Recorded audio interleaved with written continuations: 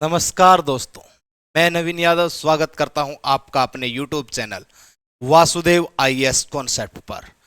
प्यारे मित्रगणों, जैसा कि आप जानते हो हम लगातार इतिहास की क्लासेस पढ़ रहे हैं और कॉन्सेप्चुअल क्लासेस हमारी चली हुई है। उसी कॉन्सेप्चुअल क्लासेस के बीच में हमारी क्वेश्चन सीरीज भी चली हुई है, जो पिछली कुछ क्लासों में मैंने टॉपिक वाइज करवाना शुरू करी थी। आज इस क्वेश्चन सीरीज में मैं कुछ बदलाव करके आप लोगों के सामने लाया हूं। पहले इस क्वेश्चन सीरीज को मैं कंप्लीट सब्जेक्ट के हिसाब से करवाऊंगा। फॉर एग्जांपल, अगर हिस्ट्री है तो कंप्लीट हिस्ट्री के क्वेश्चन लेके आऊंगा, पॉलिटी है तो कंप्लीट पॉलिटी के क्वेश्चन, यानी कि पूरे सब्जेक्ट के मिक्स क्वेश्चन मैं आपको करवाऊंगा। और आज की जो क्लास है उसमें हम जो पढ़ेंगे वो होंगे सीजीएल 2024, जो करंट में आए हुए क्वेश्चन हैं। वो क्वेश्चंस, उनका एनालिसिस हम करेंगे कि वो किस प्रकार के क्वेश्चन है और कहां से पूछे गए थे, किस टॉपिक से पूछे गए थे। उन सभी टॉपिक्स की मैं चर्चा करूंगा। प्यारे मित्रगणों, लगातार हम इस क्वेश्चन सीरीज को चला रखे हैं और लगातार इस क्वेश्चन सीरीज के हमने 4 पार्ट डाल दिए थे।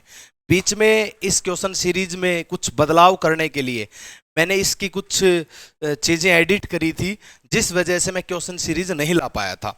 आज से ये क्वेश्चन सीरीज आपकी कंटिन्यू चलेगी और जल्द ही इस क्वेश्चन सीरीज को मैं लाइव ला रहा हूं। आप सभी बच्चे जिस प्रकार से अपनी राय दोगे, जिस भी टाइमिंग के हिसाब से आप राय दोगे, उसी टाइमिंग पर आपके सामने क्वेश्चन सीरीज लाइव हो जाएगी। क्योंकि लाइव क्वेश्चन सीरीज में आपके डाउट भी क्लियर होंगे, आप लोगों से कुछ गुफ्तगू हो जाएगी, वार्तालाप हो जाएगी, जिससे हम इस क्वेश्चन सीरीज को और भी आसान बनाने का काम करेंगे। प्यारे मित्रगणों, यदि आप हमारे चैनल से नए जुड़े हैं तो आप हमारे चैनल को लाइक शेयर सब्सक्राइब जरूर करना, और जितने भी मेरे साथी मेरे चैनल से जुड़े हैं मैं उनका हार्दिक स्वागत करता हूं। आप लाइक शेयर सब्सक्राइब ज़्यादा से ज़्यादा किया करो, ताकि ज़्यादा से ज़्यादा बच्चों तक हमारी क्लास पहुंच सके। हम ज़्यादा समय व्यतीत ना करते हुए अपने क्वेश्चन सीरीज की ओर बढ़ते हैं और अपनी क्वेश्चन सीरीज भार्गव स्तर के 5वें पार्ट का शुभारंभ करते हैं, 5वें भाग का शुभारंभ हम करते हैं। किस प्रकार के क्वेश्चंस हमसे पूछे जा रहे हैं उसके अंदर हम चर्चा करेंगे। प्यारे मित्रगणों, जो हमारी भार्गव स्तर सीरीज है और आज का जो उसमें पहला प्रश्न है वो इस प्रकार से है। गंधर्व महाविद्यालय जिसे पंडित विनय चंद्र मोदगल्य द्वारा स्थापित किया गया था, किस स्थान पर स्थित है? एक गंधर्व महाविद्यालय है जो पंडित विनय चंद्र मोदगल्य के द्वारा स्थापित किया गया था, वो किस स्थान पर स्थित है? क्वेश्चन बाइलैंग्वेज है आपके पास। Gandharva Mahavidyalaya which was founded by Pandit Vinay Chandra Maudgalya is located at, किस स्थान पर है, ये क्वेश्चन आपसे पूछा गया है। तो प्यारे मित्रगणों, जो इस प्रश्न का आंसर रहेगा वो रहेगा ऑप्शन ए, नई दिल्ली। नई दिल्ली बिल्कुल इसका राइट आंसर होगा, ऑप्शन नंबर ए। प्यारे मित्रों, जब मैं बात करता हूं हमारे महाविद्यालय की, जो गंधर्व महाविद्यालय है ये किस चीज से रिलेटेड है, तो भैया ये देश का पहला संगीत महाविद्यालय है। संगीत महाविद्यालय।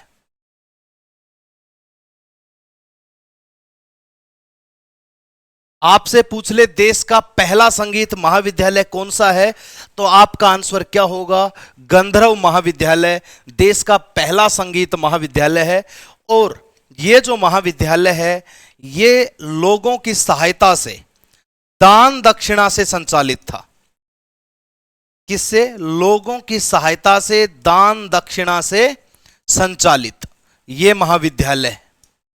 ये किसी राज्य के सहयोग से नहीं बल्कि जनता के सहयोग से संचालित किया गया था, जिसका नाम था गंधर्व महाविद्यालय। ये दान दक्षिणा से संचालित, लोगों के द्वारा जो दान दक्षिणा दी गई उससे संचालित हुआ था।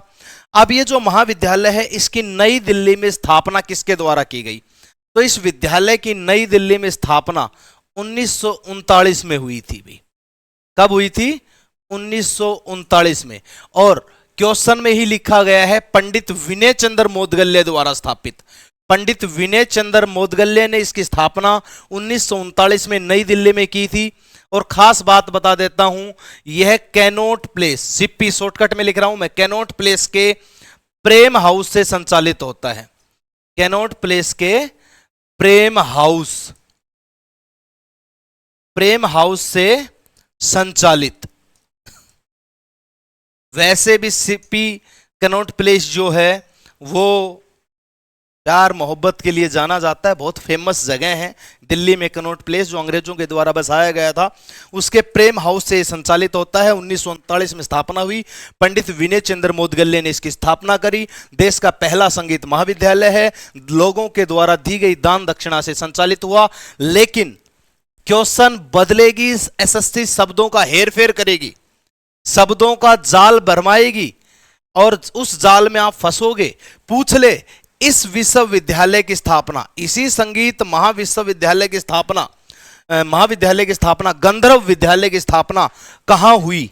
तो मेरे प्यारे मित्रों 1901 में इसकी स्थापना लाहौर में की गई थी। कहां की गई थी 1901 में इसकी स्थापना? लाहौर। लाहौर वर्तमान पाकिस्तान में पड़ता है। किसने की थी? तो भैया 1901 में इसकी स्थापना पंडित दिगंबर पलुस्कर के द्वारा की गई थी। पंडित दिगंबर पलुस्कर। क्वेश्चन पूछ ले कि 1901 में लाहौर में इस महाविद्यालय की स्थापना, गंधर्व महाविद्यालय की स्थापना की गई थी और किसके द्वारा की गई? तो 1901 में लाहौर में पंडित दिगंबर पलुस्कर के द्वारा की गई। नई दिल्ली में कब स्थापित हुआ? 1939 में स्थापित हुआ। यह पहला प्रश्न जिसका आंसर मैंने आपके सामने लिखा है, यह आपको याद रखना है प्यारे मित्रगणों। साथ के साथ स्क्रीनशॉट लेते हुए चलना, साथ के साथ स्क्रीनशॉट लेते हुए चलना ताकि आप लोगों को दिक्कत ना आए। मैं टाइमिंग देता हूं आपको स्क्रीनशॉट लेने की, जल्दी से जल्दी आप स्क्रीनशॉट लेते हुए चलना ताकि आप अच्छे से क्वेश्चंस को समझ सको। क्वेश्चन नंबर 2 आपके सामने किस प्रकार से है? शिलालेखों के अनुसार पुष्यमित्र शुंग, मैंने इसको हाईलाइट किस लिए किया है वो भी बताऊंगा, किस देवता के भक्त थे? According to the inscriptions Pushyamitra Shunga was a devotee of which following gods? किस भगवान को वो पूजते थे? किस देवता के वो फॉलोवर थे? ये बात आपको जाननी है और ये क्वेश्चंस का आंसर उसी में छिपा हुआ है, वो आपको देखना है। डिवोटी का मतलब मैंने लास्ट क्लास में जब मैं सिख संप्रदाय पढ़ा रहा था तब मैंने बताया था। डिवोटी, डिवोटी किसी वंश से संबंधित रखता है। ये वर्ड एक ऐसा है जो आपके एंटोनियम सिनोनियम में भी पूछा जाता है। तो ये आपसे पूछ रहा है शिलालेखों के अनुसार किस देवता के भक्त थे पुष्यमित्र शुंग? डिवोटी का मतलब होता है शिष्य। जब मैंने सिख समुदाय करवाया था, सिख धर्म का इतिहास जब आपको पढ़ाया था, तब मैंने बताया था कि डिवोटी शिष्य है और देवता जो है वो के भक्त एक शिष्य ही होता है। तो इसका जो राइट आंसर होगा वो होगा कृष्ण। श्री कृष्ण को मानते थे। ऑप्शन नंबर सी इसका राइट आंसर होगा। ऑप्शन नंबर सी इसका राइट आंसर होगा। कृष्ण भगवान को ये पूजते थे। पुष्यमित्र शुंग की अगर मैं बात करता हूं तो पुष्यमित्र शुंग शुंग वंश के संस्थापक थे भाई। शुंग वंश के संस्थापक, शुंग वंश की स्थापना इन्होंने की थी भाई। Founder of Shunga dynasty. Shunga dynasty की स्थापना किसने की? पुष्यमित्र शुंग ने की। उसके बाद इनका एक पुरोहित, इनका एक पुरोहित भी था। पुरोहित यानी कि पंडित, जो पतंजलि था। कौन था भाई? पतंजलि। और पतंजलि के द्वारा एक बुक लिखी गई थी। पतंजलि की जो पुस्तक थी उस पुस्तक का नाम क्या था? तो पतंजलि की एक पुस्तक थी महाभाष्य। महाभाष्य पतंजलि की एक पुस्तक थी जो पतंजलि के द्वारा लिखी गई थी। ठीक, अब मैं खास बात और बता देता हूं। जो ये पुष्यमित्र शुंग था, इसकी सबसे बड़ी खास बात यह है कि इसने सांची के स्तूप, जो कि चक्रवर्ती सम्राट अशोक के द्वारा बनाया गया था, उस सांची के स्तूप को नष्ट करवा दिया था। तो मैं यहां लिख देता हूं, सांची के स्तूप को नष्ट करवा दिया था, को नष्ट करवा दिया था। लेकिन इसी का बेटा अग्निमित्र शुंग आएगा भाई, अग्निमित्र शुंग। इसी का बेटा था पुष्यमित्र शुंग का ही बेटा था अग्निमित्र शुंग। उसने दोबारा बनवाया अग्निमित्र शुंग। पुष्यमित्र का ही बेटा था, दोबारा बनवाया। अगर पूछ ले किसने सांची के स्तूप को नष्ट कर दिया था, तो पिता ने नष्ट किया था, बेटे ने दोबारा बनवाया था। पिता ने नष्ट किया था और बेटे ने दोबारा बनवाया था सांची के स्तूप को। ठीक है, और इसका पुरोहित आपसे पूछेगा, पतंजलि इसका पुरोहित था। पतंजलि, ये बात आपको याद रखनी है, स्क्रीनशॉट आप ले सकते हो, सामने आपके क्वेश्चन है। चलिए भाई, अब हम बात करते हैं अगले प्रश्न की। अगला प्रश्न कौन सा है, तो तीसरा प्रश्न आपके सामने है। निम्नलिखित में से कौन सा सिख सुधार आंदोलन 1873 में अमृतसर से शुरू किया गया था? विच of the following Sikh reform movement was started in 1873 इन अमृतसर? कौन सा सिख आंदोलन था, सिख सुधार आंदोलन था? तो देखा जाए तो ये चारों ही सिख सुधार आंदोलन थे, और चारों ही सिख सुधार आंदोलन जो है वो सिखों के संरक्षण के लिए किए गए थे, क्योंकि अंग्रेजों ने सिखों का दमन कर दिया था, इसीलिए ये चारों आंदोलन चलाए गए थे। लेकिन अमृतसर से शुरू किया गया वो कौन सा आंदोलन था, उसकी अगर मैं बात करूं तो वो option number C right answer होगा, सिंह सभा आंदोलन। कौन सा था भाई? सिंह सभा आंदोलन, ऑप्शन नंबर सी रहेगा। इसको सिंह सभा आंदोलन के साथ साथ सिंह सभा लहर भी कही जाती है। सिंह सभा लहर, इसको दूसरा नाम भी दिया जाता है सिंह सभा लहर, ये भी पूछ सकती है एसएससी। और ये क्यों शुरू किया गया था?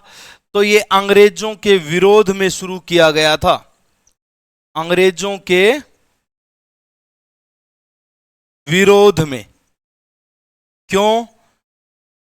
क्योंकि अंग्रेजों ने सिख समुदाय का दमन कर दिया था, सिखों को खदेड़ दिया था, पराजित कर दिया था, और सिख साम्राज्य को अपने अंदर शामिल कर लिया था। इसलिए सिख समुदाय को भंग करने के बाद अंग्रेज राज कर रहे थे, तो अंग्रेजों के विरोध में यह आंदोलन चलाया गया। बाबर अकाली आंदोलन, ये भी उन्हीं अंग्रेजों के विरोध में चलाया गया। अकाली आंदोलन भी चलाया गया, गुरुद्वारा आंदोलन भी चलाया गया। ये सारे के सारे आंदोलन अंग्रेजों के विरोध में चले थे, और सभी आंदोलनों का एक ही मकसद था, सिख धर्म को बचाना और अपने सिखों की संख्या को बढ़ाना। और ये कामयाब भी हुए थे, ये काफी हद तक सफल भी हुए थे इन आंदोलनों में। तो ये जो अमृतसर से चलाया गया आंदोलन था, ये सिख सभा लहर के नाम से भी जाना जाता है, जिसे सिंह सभा आंदोलन कहा गया है। तो प्यारे मित्रों, इस प्रकार के क्वेश्चंस अब की बार एसएससी ने पूछे हैं। वो टाइम गया जब सीधे क्वेश्चन एसएससी पूछती थी। अब एसएससी क्वेश्चन पूछती है कॉन्सेप्चुअल। अब अवधारणा वाले क्वेश्चन एसएससी के द्वारा पूछे जाते हैं। अब ऐसे क्वेश्चन जिनको सोचने पर आप मजबूर हो जाते हो, इस प्रकार के क्वेश्चंस पूछे जाते हैं आपसे। क्यों? क्योंकि भैया अब कंपटीशन बढ़ चुका है, तो आपको हर क्वेश्चन बड़े ध्यान से सीखना होगा। एक क्वेश्चन में 3-3, 4-4 क्वेश्चन छुपे हुए हैं, देख लीजिएगा। बिल्कुल सिख सुधार आंदोलन 1873 में डेट दे दी, कल को यही डेट पूछ ले कि कौन सा सिख सुधार आंदोलन अमृतसर से शुरू किया गया था, तो आप आंसर तो बता दोगे सिंह सभा आंदोलन, लेकिन कब किया गया? तो आपने क्वेश्चन को ध्यान से पढ़ा होगा, तो क्वेश्चन में ही आंसर छुपा हुआ है। 1873 में, 1873 में यह अमृतसर से शुरू किया गया था। पूछ ले क्यों शुरू किया गया या किसके विरोध में शुरू किया गया, तो आपका आंसर क्या होगा? अंग्रेजों के विरोध में शुरू किया गया था। क्या किया था अंग्रेजों ने? तो अंग्रेजों ने भैया सिखों को भंग कर दिया था, सिख धर्म को भंग करने का प्रयास किया था, उनके विरोध में यह आंदोलन चलाया गया। उसके बाद हम अगले प्रश्न की ओर बढ़ते हैं। नेक्स्ट क्वेश्चन हमारा क्या रहेगा? Question number 4। मृदन के पास तख्त ए बाही शिलालेख, एक तख्त ए बाही, एक इंस्क्रिप्शन है, एक शिलालेख है, किस वंश के शासन का संकेत मिलता है?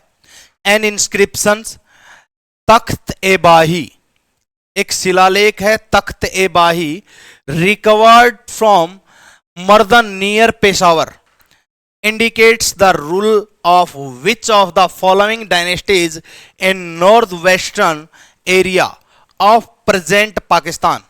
ये पूछ रहा है कि वर्तमान पाकिस्तान के पेशावर के पास में एक तख्ते भाई शिलालेख मिला, वो किस वंश से संबंधित है। तो वो किस वंश से संबंधित शिलालेख है वो आपसे पूछ रहा है। तो भैया वो है पर्थियंस से। ऑप्शन नंबर डी इसका राइट आंसर होगा, पर्थियंस। बिल्कुल, पर्थियंस को ही पहलवी साम्राज्य के नाम से जाना जाता है। पर्थियन को ही किसके नाम से जाना जाता है? पहलवी साम्राज्य के नाम से जाना जाता है। और एक खास बात बता देता हूं, ये जो पर्थियंस जो थे, ये पर्थियंस वर्तमान ईरान और इराक वाला क्षेत्र था। वर्तमान जो ईरान और इराक है वो इनकी राजनीतिक और सांस्कृतिक केंद्र हुआ करता था। ठीक है, मैं आपको बता देता हूं इधर लिख के। आज के ईरान इराक में राजनीतिक और सांस्कृतिक केंद्र था।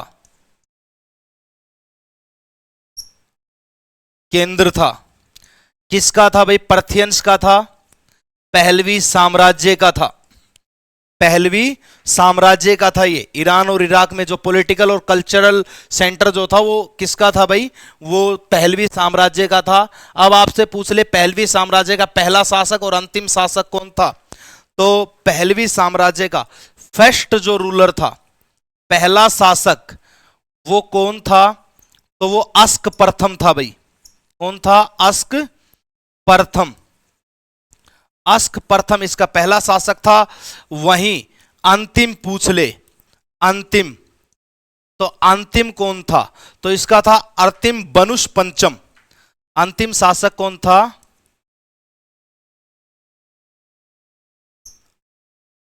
अरबनुष प्रथम। पंचम, प्रथम नहीं आएगा भाई, पंचम आएगा। अरबनुष प्रथम इसका अंतिम शासक था। यह बात आपको याद रखना है भाई। ठीक, अरबनुस, इसको अर्ताबनुस के नाम से भी जाना जाता है। कहीं कहीं आपको अर्ताबनुस भी लिखा मिलेगा। अरबनुस को ही दूसरा नाम क्या दिया गया है? अर्ताबनुस। अर्ताबनुस भी इसका नाम लिखा हुआ मिल सकता है। तो आप अरबनुस प्रथम का, पंचम का ही नाम अर्ताबनुस भी जानते हो। बहुत सारी जगह अर्ताबनुस ही मिलता है इसका नाम। और ये पर्थियंस थे, इसको पहलवी साम्राज्य के नाम से भी जाना जाता था। वर्तमान ईरान और इराक में इनका राजनीतिक और सांस्कृतिक केंद्र हुआ करता था। उसके बाद ऑप्शन में एक और भी दिया गया है, शक। जो शकों का साम्राज्य था वो क्या था? इसकी भी डिटेल मैं आपको बता देता हूं। जो शक साम्राज्य था उसकी अगर मैं बात करता हूं तो भैया ये स्किथ जनजाति से संबंधित थे भाई। ये किससे संबंधित थे? स्किथ जनजाति। ये खास चीज पूछी जाती है। इनकी ये कबीला था, स्किथी जनजाति से था भाई। ये स्किथी जनजाति से संबंधित थे भाई ये। ठीक, और इनका प्रसिद्ध शासक जो हुआ है, इनका जो प्रसिद्ध शासक हुआ है वो रुद्रदामन था भाई। कौन था? रुद्रदामन। रुद्रदामन इनका प्रसिद्ध शासक था, रुद्रदामन। शकों का प्रसिद्ध शासक स्किथी जनजाति से थे। ये सेंट्रल एशिया से थे, मध्य एशिया से, प्राचीन मध्य एशिया के रहने वाले थे शक। वहीं अगर मैं बात करता हूं इंडो ग्रीक, तो इंडो ग्रीक वो व्यक्ति थे, वो समुदाय था जो भारत में आता है और भारत में सोने के सिक्कों का प्रचलन करता है। ठीक, इंडो ग्रीक में कुषाणों का भी राज रहा है, उसके बारे में भी हम बात करेंगे। ठीक है, उसके बाद हम बात करते हैं, ये एक और नाम दिया गया है बैक्टीरियन। बैक्टीरियन वो व्यक्ति थे जिन्होंने वर्तमान भारत और अफगानिस्तान पर आक्रमण किया था। वर्तमान भारत और अफगानिस्तान पर अटैक किया था, वो बैक्टीरियन थे। शकों के बारे में मैंने बता दिया। मुख्य जानकारी हमें पर्थियंस के बारे में चाहिए थी क्योंकि क्वेश्चन में उन्हीं के बारे में पूछा गया है, तो वो मैंने आपको बताई है। चलिए आगे की ओर हम बढ़ते हैं, नेक्स्ट क्वेश्चन की ओर हम चलते हैं। जल्दी जल्दी हम क्वेश्चन करेंगे। क्यों करेंगे? क्योंकि भैया हमें बहुत सारे क्वेश्चन करने हैं कवर। ठीक, क्वेश्चन नंबर 5, संगीत कला आचार्य पुरस्कार किस संगठन द्वारा प्रति वर्ष 1993 से 1993 से प्रदान किया जाता है? Sangeet Kala Acharya awards is given by which organisation every year since 1993? प्रत्येक वर्ष। तो भैया वो किस एकेडमी के द्वारा प्रचलित किया जाता है? तो उस एकेडमी का नाम आपसे पूछा जा रहा है, तो उसका नाम होगा भाई Madras music academy. Right answer क्या होगा? Option number A, Madras music academy. Madras music academy की अगर मैं बात करता हूं तो इसकी आधारशिला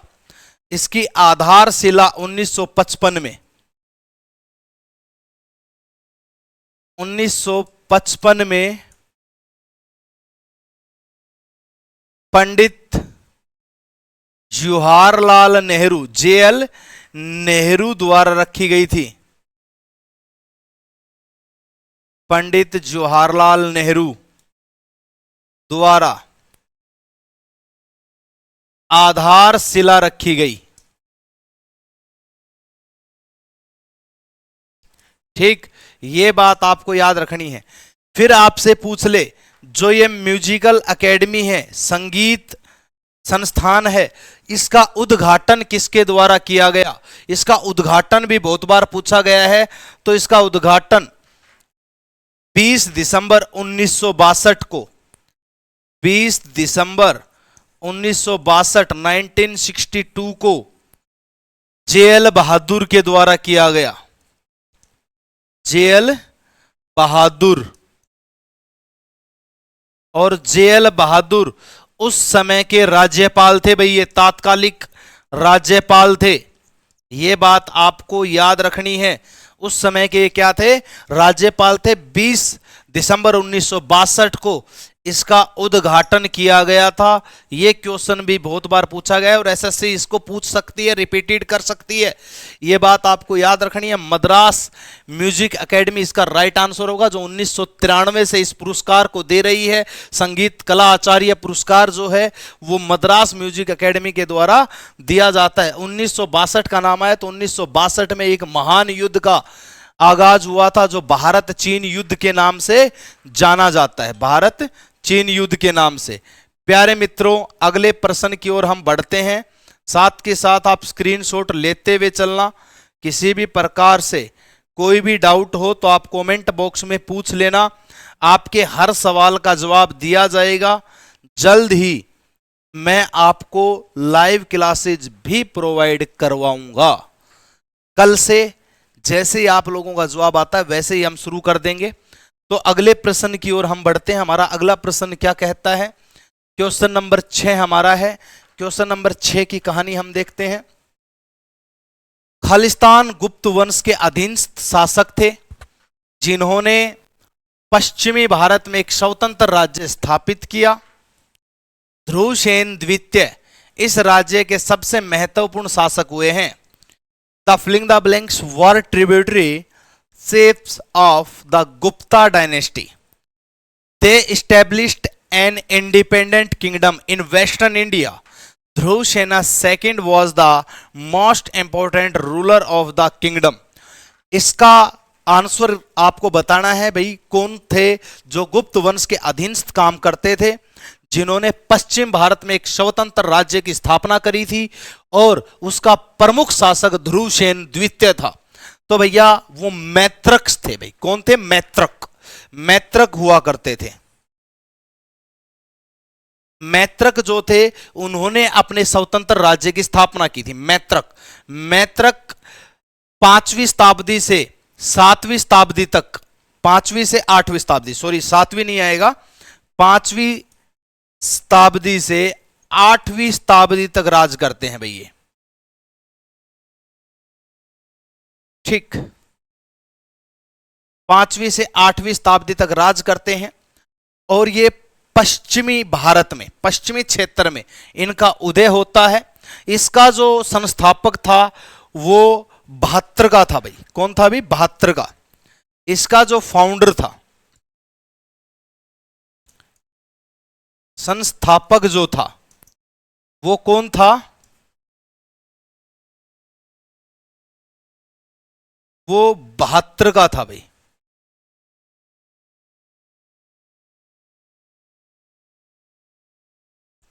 72 का। और इसका अंतिम शासक शिलादित्य था भाई। अंतिम शासक कौन था? शिलादित्य। ये आपको याद रखना है। तो कौन सा राजवंश था वो? मैत्रक राजवंश था और उसका अंतिम शासक शिलादित्य था भाई। ठीक। अच्छा, एक क्वेश्चन इनसे ये भी पूछा जा सकता है इनकी राजधानी का। इनकी जो राजधानी थी, इनकी जो कैपिटल थी, राजधानी जो थी, वो राजधानी कौन सी थी? तो वल्लभी इनकी राजधानी हुआ करती थी। वल्लभी। वल्लभी इनकी राजधानी हुआ करती थी। ठीक। इसमें एक वंश और दे रखा है, मोखारी। मोखारी कन्नौज से शुरू हुआ था भाई।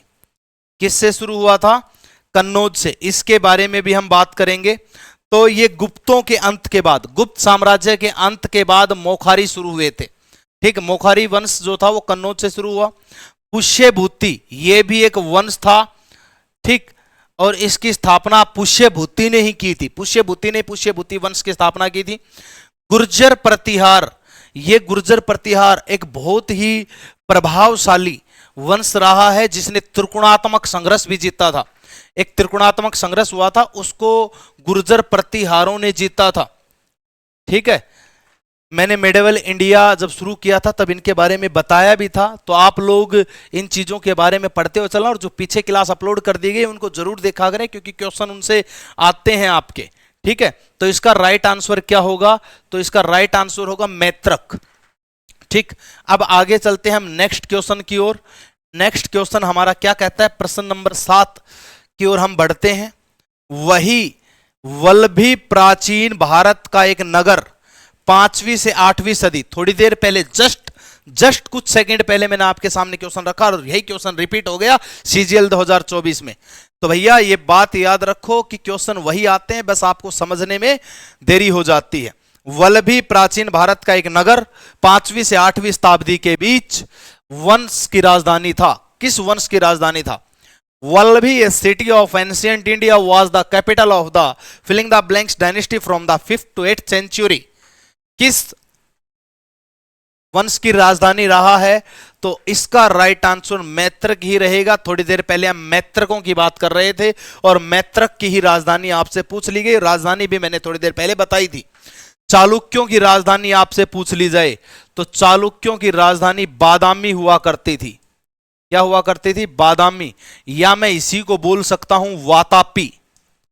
वातापी भी इसे कहा जाता है। पल्लवों की जो राजधानी थी वो कांचीपुरम थी भाई। कांची या कांचीपुरम एक ही बात है। ठीक। वहीं वकाटक की राजधानी नंदीवर्धन। वकाटक की राजधानी नंदीवर्धन हुआ करती थी। ठीक। ये राजधानियां आपको याद रखनी है। राजधानियों से संबंधित भी क्वेश्चन पूछ सकता है। वर्तमान भारत की राजधानी नई दिल्ली है। ठीक। लेकिन ये छोटे मोटे क्वेश्चन नहीं आते, लेकिन इन राज्यों की राजधानी आपसे पूछ सकता है। क्यों?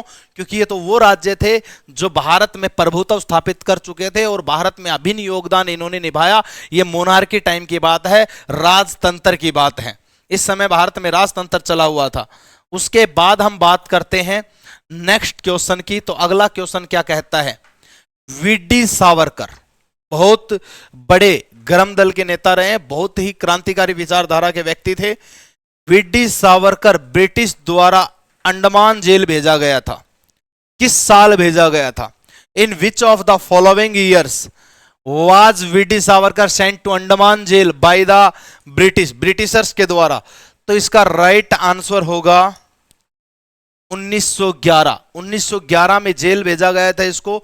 अच्छा, जो वीडी सावरकर था इसकी खास बात मैं आपको बता देता हूं। इसने एक बुक लिखी थी 1857, the first independence war. First independence war प्रथम स्वतंत्रता संग्राम, प्रथम स्वतंत्रता संग्राम, इसने एक बुक लिखी थी।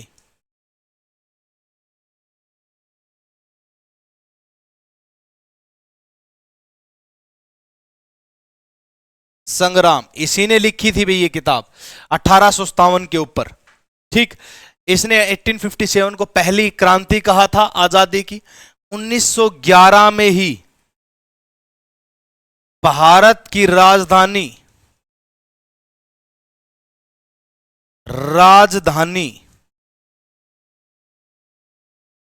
दिल्ली घोषणा की गई, दिल्ली घोषित हुई।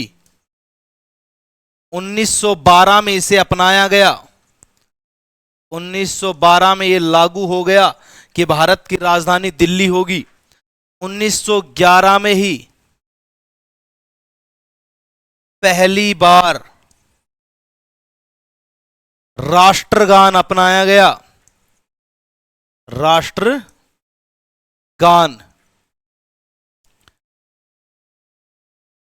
अपनाया गया। ठीक, और 1911 में ही इसे पहली बार कलकत्ता अधिवेशन में गाया भी गया था।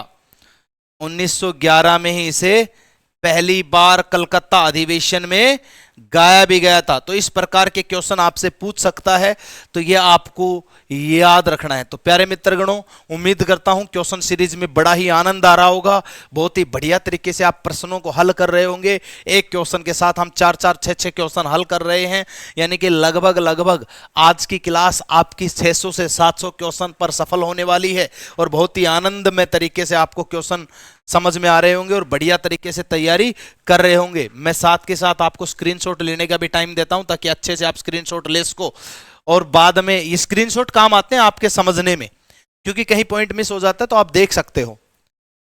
नौवां क्वेश्चन, किस समिति ने 1989 में स्थानीय सरकारी निकायों के लिए संवैधानिक मान्यता की सिफारिश की थी? यानी कि स्थानीय सरकारी निकायों के लिए, स्थानीय सरकारी निकायों से मतलब है पंचायती राज। यहां पर पंचायती राज के बारे में पूछा गया है, पॉलिटी से संबंधित क्वेश्चन है, बट इतिहास के चीजों में पूछा गया है। स्थानीय निकायों के लिए संवैधानिक मान्यता की सिफारिश की गई थी। ये पॉलिटी का क्वेश्चन बीच बीच में एक आध ऐसे आ जाएंगे तो फिर मैं बताऊंगा भी आपको। तो भैया इसका जो आंसर होगा पिक्के थुंगन समिति। कौन सा था भाई? पिक्के थुंगन समिति। पिक्के थुंगन समिति जो थी इसने ये किया था भाई, ठीक, और इसका मेन मकसद था पीआरआई को संवैधानिक दर्जा दिलवाना। पीआरआई मतलब पंचायती राज इंस्टीट्यूशंस को, पंचायती राज संस्थानों को संवैधानिक दर्जा दिलवाना था इसका काम, ठीक। और ये जो कमेटी थी, इसके अलावा जो अन्य कमेटियां दी गई हैं वो कमेटियां भी इसी से संबंधित थी। तो कुछ अन्य कमेटियों का भी नाम मैं आपके सामने बताऊंगा, लेकिन क्वेश्चन आपसे पूछ लिया जाए जो पिक्के थुंगन समिति थी उसकी स्थापना कब हुई? तो ये जो पिक्के थुंगन समिति थी इसकी स्थापना 1989 में हुई थी भाई, 1989 में। ये आपके सामने रखी गई है, बिल्कुल क्वेश्चन में इसका आंसर है। इसके अलावा एक कमेटी जो थी वो बलवंत राय मेहता, ऑप्शन में आपका दिया गया है बलवंत राय मेहता समिति, 1957 में स्थापित हुई थी भैया। कब हुई थी? 1957 में। ये इस प्रकार की कमेटियां आपसे पूछी जाएंगी, बहुत बार पूछी जाएंगी। इस समिति की स्थापना कब हुई? एक ऑप्शन में दिया गया है अशोक मेहता, अशोक मेहता। ऑप्शन में जो दिए गए हैं वो चीजें मैं आपको बता रहा हूं। अशोक मेहता 1973 में शुरू हुआ था, 1973 में समिति आई थी अशोक मेहता। इसके अलावा भी कुछ अन्य कमेटियां थी, एक हनुमंत राव थी और एक जीवीके राव। एक हनुमंत राव थी, राव समिति, और एक जीवीके राव, जीवीके राव समिति। ये समितियां भी पंचायती राज के लिए ही थी और ये पंचायती राज को संवैधानिक दर्जा दिलवाने में लगी हुई थी, ठीक। तो हनुमंत राव और जीवीके राव 1983 और 85 में स्थापित हुई थी। हनुमंत राव 1983 में, जीवीके राव 1985 में। अच्छा, ये जो पंचायती राज को दर्जा दिया गया था ये कब दिया गया था? ये पंचायती राज लागू कब हुआ था और इसको पास कब किया गया था, यह आपसे पूछ लेगा, बहुत बार पूछता है। ठीक, बहुत बार पूछता है कि, और अच्छा इसको संविधान अनुसूची में कब जोड़ा गया था, यह भी चीजें आपसे पूछ सकता है भाई। ठीक, तो ये बहुत बार आपसे पूछ सकता है। तो इन स्थानीय निकायों को संवैधानिक दर्जा देने के बाद 73वां संविधान संशोधन, 73वां संविधान संशोधन 1992 इसके तहत तो ये लागू हुआ था, लागू। ठीक, 74वां संविधान संशोधन 1993 इसके तहत संविधान के भाग 11 और अनुसूची 12 में जोड़ा गया, अनुसूची 12 में जोड़ा गया। ठीक, यह बात आपको याद रखनी है,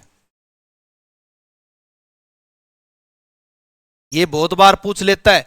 ये पंचायती राज के लिए था, ये जिला परिषद और उसके विकास योजनाओं को एक गति देने के लिए ये कमेटियां बनाई गई थी और इन कमेटियों की बात सफल भी हुई थी, इन कमेटियों की बात सफल भी हुई थी, इनकी मेहनत रंग लाई थी। चलिए भाई अब आगे की ओर चलते हैं। 10वां प्रश्न हमारा क्या कहता है, खालिस्तान द्वारा बनाए गए तालों में त्रिमुखी, पंचमुखी, सप्तमुखी, नवमुखी शामिल है। Some of the taals invented by filling the blanks included त्रिमुखी, पंचमुखी, सप्तमुखी एंड नवमुखी। किसके द्वारा बनाए गए तालों में ये शामिल हैं, तो किसके द्वारा बनाए गए तालों में ये शामिल हैं, तो भैया इसका राइट आंसर होगा Balkrishna, option number A right answer होगा एम बालकृष्ण। मंगलम बाल मुरली कृष्ण जो थे उनके द्वारा बनाए गए तालों में, और ये संगीतज्ञ थे भाई। कौन थे, ये संगीतज्ञ थे, कर्नाटक के रहने वाले थे भाई, ये कर्नाटक के थे, ये संगीतज्ञ कहां के थे, कर्नाटक के रहने वाले थे। ये आपको याद रखना है, कर्नाटक के रहने वाले थे ये संगीतज्ञ। ठीक, उसके बाद हरिप्रसाद चौरसिया के बारे में भी पूछा गया है ऑप्शन में। हरिप्रसाद चौरसिया एक बांसुरी वादक थे भाई, क्या थे, बांसुरी वादक, बांसुरी वादक, ये भी आपसे पूछ सकता है। अब आप सोच रहे हो एम बाल मुरली कृष्ण जो थे ये क्या बजाते थे, तो ये बहुवाद्य यंत्र वादक थे, बहुवाद्य यंत्र वादक थे भैया। ये बहुत ज्यादा वाद्य यंत्रों को बजाते थे, तो बहुत सारे वाद्य यंत्र इनको बजाने आते थे, लेकिन हरिप्रसाद चौरसिया बांसुरी बजाते थे। भगवान श्री कृष्ण क्या बजाते थे, बांसुरी, और बांसुरी बजाने का काम भी हरिप्रसाद, हरि मतलब भगवान, प्रसाद मतलब भगवान के द्वारा दिया गया फल। ठीक, और हरिप्रसाद चौरसिया को 1992 में पद्म भूषण से नवाजा गया था। 1992 में पद्म भूषण मिला। सन 2000 में पद्म विभूषण मिला, पद्म विभूषण। हरिप्रसाद चौरसिया से संबंधित बात है ये, हरिप्रसाद चौरसिया को मिला था भैया। ठीक, किसको मिला था, हरिप्रसाद चौरसिया को। ठीक है, ओके, यहां तक कोई डाउट हो तो आप कमेंट बॉक्स में पूछना। अब ये एक नाम और भी है, भीमसेन जोशी, ये शास्त्रीय संगीत के ज्ञाता थे, ये शास्त्रीय संगीतज्ञ थे। ठीक, और ये भी कर्नाटक से थे, ये भी कहां से थे, कर्नाटक से थे। तो ये इस प्रकार के क्वेश्चन पूछ सकता है। आप सोच रहे हो सर यश राज तो भैया फिल्म बनाता है, यश राज क्या बनाता है, फिल्म बनाता है, इसका कोई लेना देना नहीं है संगीतज्ञ से। ठीक, ये सारे संगीतज्ञ थे, ये बात आपको याद रखनी। चलिए आगे की तरफ हम चलते हैं। अगला प्रश्न हमारा क्या कहता है, निम्नलिखित में से कौन मौर्य प्रशासन के अंतर्गत प्रांतीय प्रशासन का प्रमुख हुआ करता था। ठीक, मौर्य प्रशासन के अंतर्गत प्रांतीय प्रशासन का प्रमुख हुआ करता था। Who among the following generally used to head the provincial administration under the Mauryas. Maurya प्रशासन के अंतर्गत प्रांतीय प्रशासन का संस्थापक था। तो भाई कौन हुआ करता था, आपको इसका आंसर देना है। ठीक, तो प्रांतीय प्रशासन का राजवंशीय कुमार कौन था भाई, तो कुमारा। ये राइट आंसर होगा ऑप्शन नंबर बी, कुमारा। ठीक है, ये प्रांतीय राजवंश का कुमार हुआ करता था। ठीक, जिसको पदाधिकारी बनाया गया था प्रांतीय व्यवस्था का, ये बहुत बड़ा पदाधिकारी था। ठीक, कुमारा भाष्य, ये जो कुमारा था इसकी सहायता के लिए और भी कई पद बनाए गए थे, लेकिन ये खुद एक नामक पदाधिकारी था, बहुत बड़ा नामी पदाधिकारी था। अब इसकी सहायता कौन करता था, तो इसकी सहायता करने वाले को क्या कहा जाता था, तो इसकी जो सहायता करता था उसको महापात्र कहते थे भाई। इसकी सहायता करता था उसको क्या बोलते थे, महापात्र बोलते थे। इस प्रकार के क्वेश्चन भी पूछ सकते। सोचो, आपने कभी नहीं सोचा था कि प्रांतीय प्रशासन का प्रमुख पूछेगा। हम तो सोचते हैं प्रांतीय प्रशासन का प्रमुख राजा, ये नहीं भैया, राजवंशीय कुमार हुआ करता था।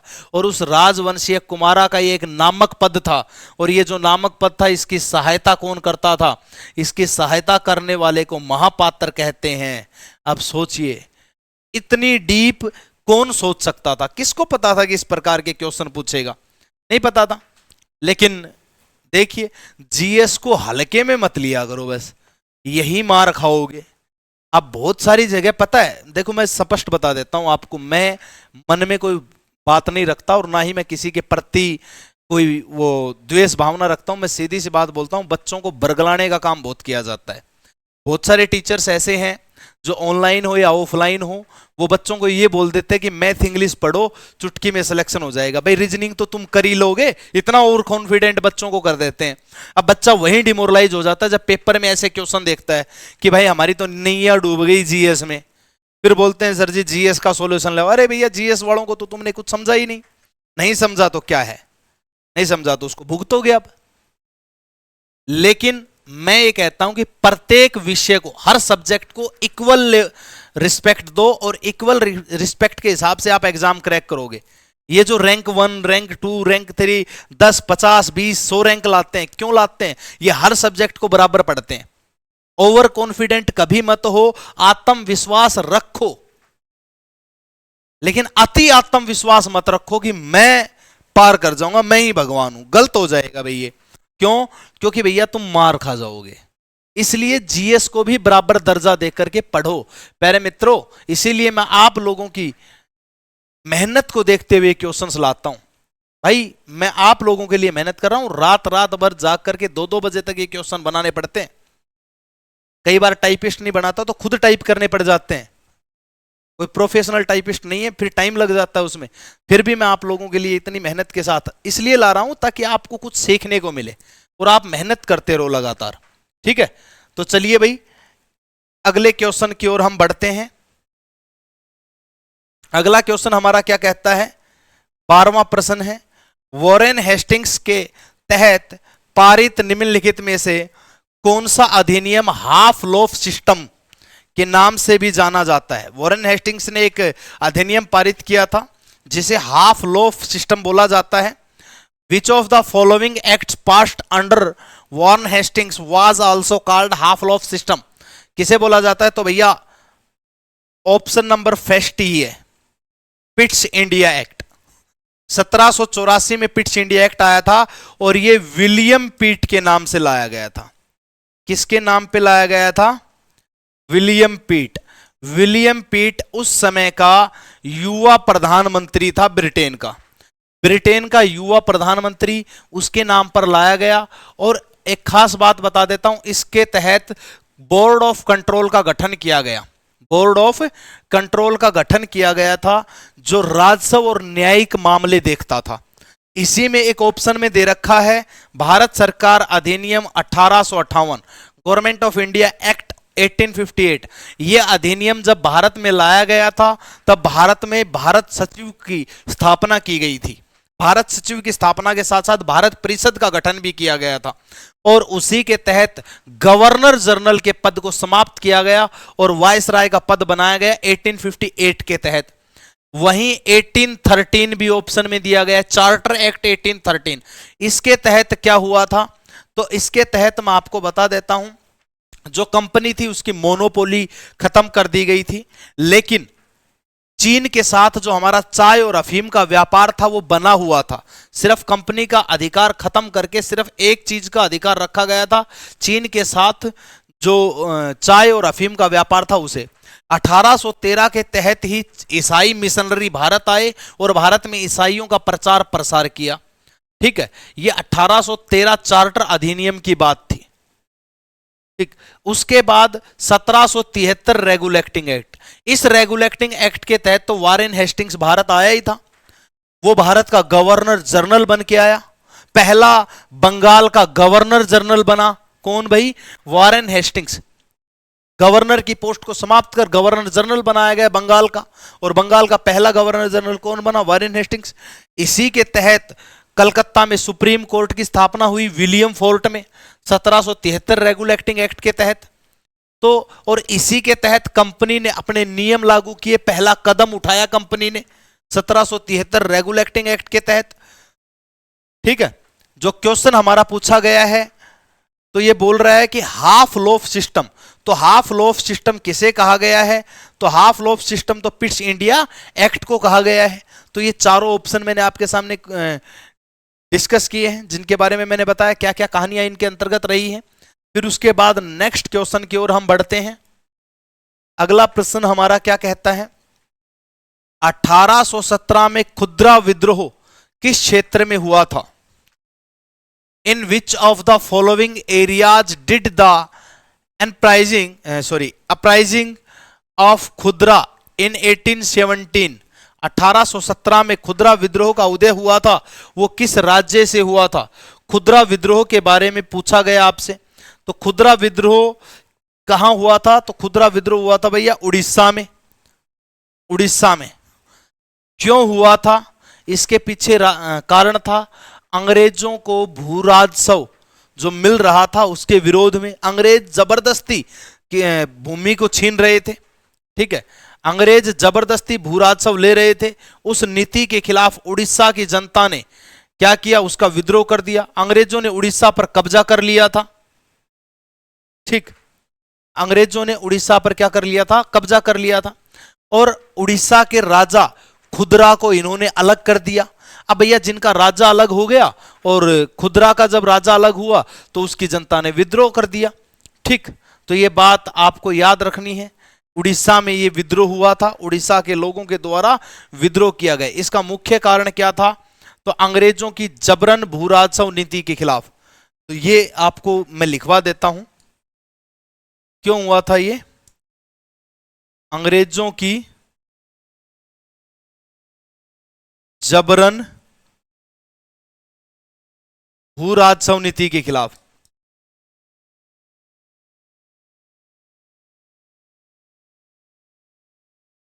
लेकिन यह विद्रोह दबा दिया गया था, ये जो विद्रोह था ये दबा दिया गया था। अच्छा, एक खास बात बता देता हूं, इस विद्रोह की जो शुरुआत हुई थी वो 1813 में बख्शी जगत बंधु ने की थी। इस विद्रोह की शुरुआत, खुदरा विद्रोह जो था उड़ीसा का, उसकी शुरुआत जो की थी, आरंभ जो किया था वो 1813 में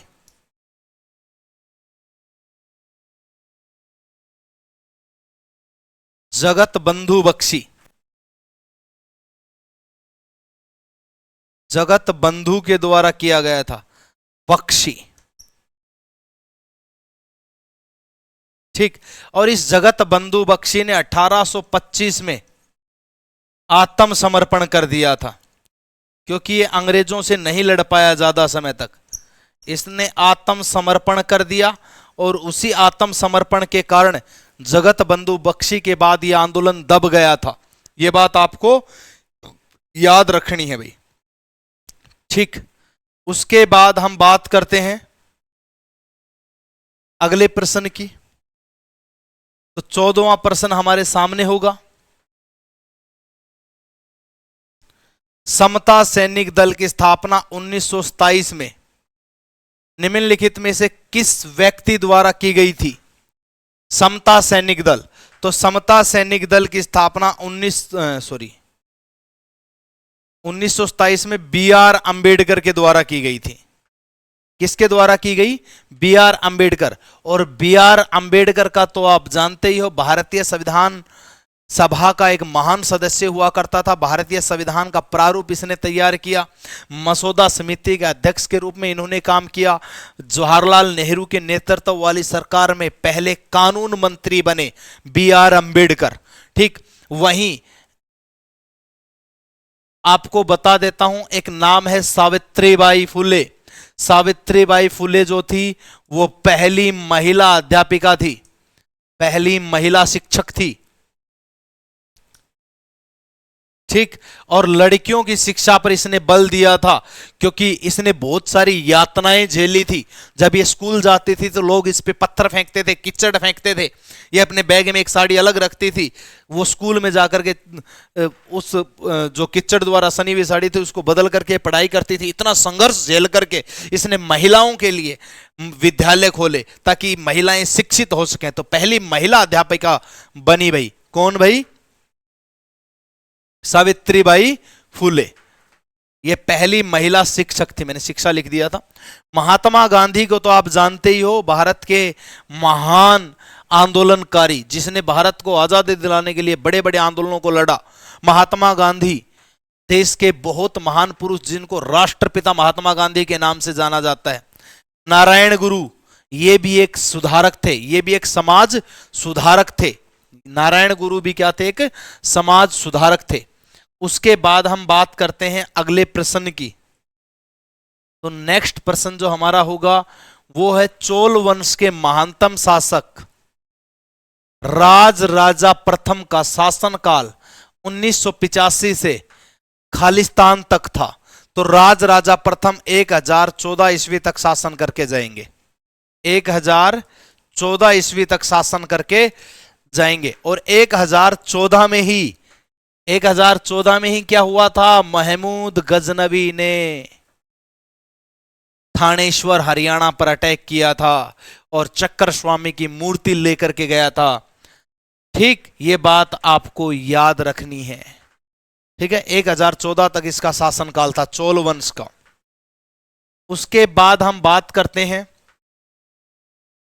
16वां प्रश्न हमारा। पुष्यभूति वंश ने प्रभाकर वर्धन के बाद पंजाब और हरियाणा के क्षेत्रों में अपनी स्थिति किस वंश को हराकर मजबूत की? Pushyabhuti dynasty after Prabhakar Vardhan strength its position in their region of Punjab and Haryana after defeating which of the following dynasty. खैर ये कोई डायनेस्टी नहीं थी, मैं आपको बता देता हूं। वैसे इन्होंने हुणों को पराजित किया था।